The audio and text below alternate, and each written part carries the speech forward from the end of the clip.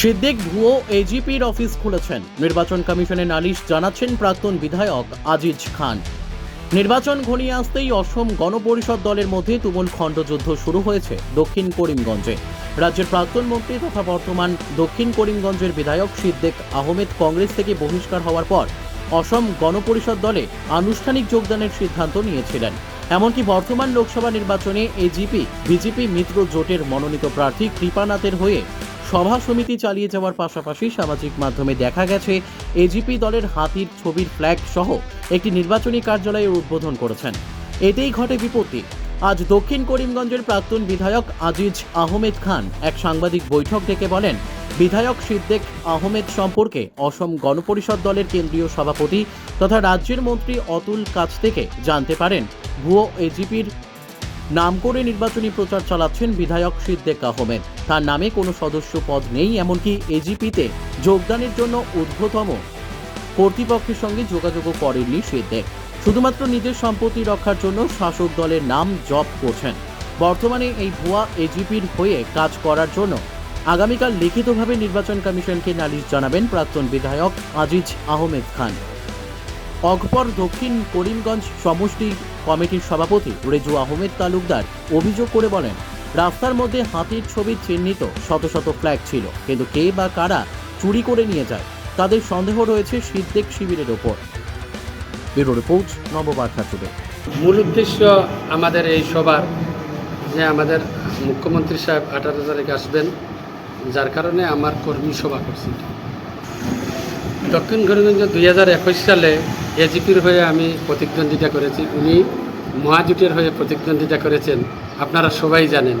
কিন্তু আজকের দিনেও আমার মাননীয় অতুল বরা মহাশয় আমাদের সভাপতি, ওনাকে আমি ফোন করেছিলাম। উনি বলেছেন যে সিদ্দিক আহমেদ আমার সঙ্গে কোনোদিন আজ পর্যন্ত যোগাযোগ করে নাই।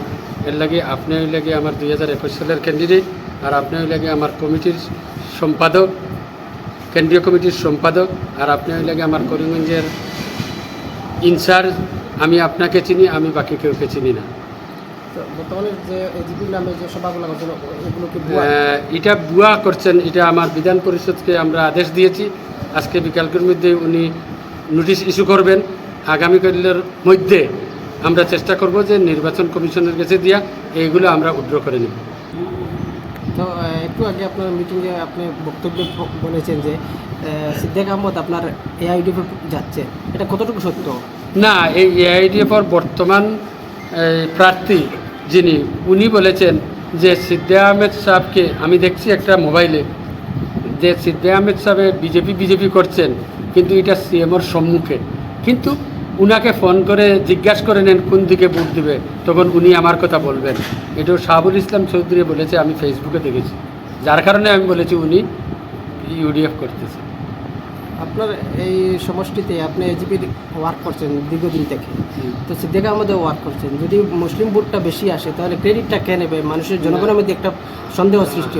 আপনি যে কথা বলছেন এটা আপনি পুনরায় বলেন, কি কারণে 2021 সাল থেকে বর্তমানে এমপি আজ পর্যন্ত 2021 সাল থেকে আজ পর্যন্ত আপনারা সবাই জানেন যে আজিজ আহমেদ খান 2021 সালে নির্বাচনী প্রতিদ্বন্দ্বিতা মিত্রজোটে থেকে টিকিটে লড়ছে, এবং আজকের দিনেও আমাদের দল এবং সংগঠন যথেষ্ট মজবুত।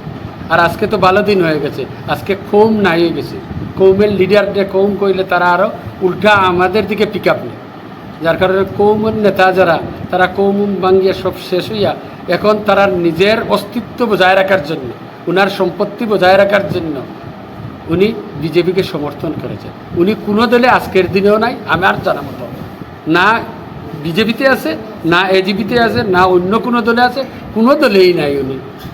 উনাকে আপনারা নিজেই জিজ্ঞাসা করেন না যে উনি কোন দলে আছেন, উনি বলে দেবেন।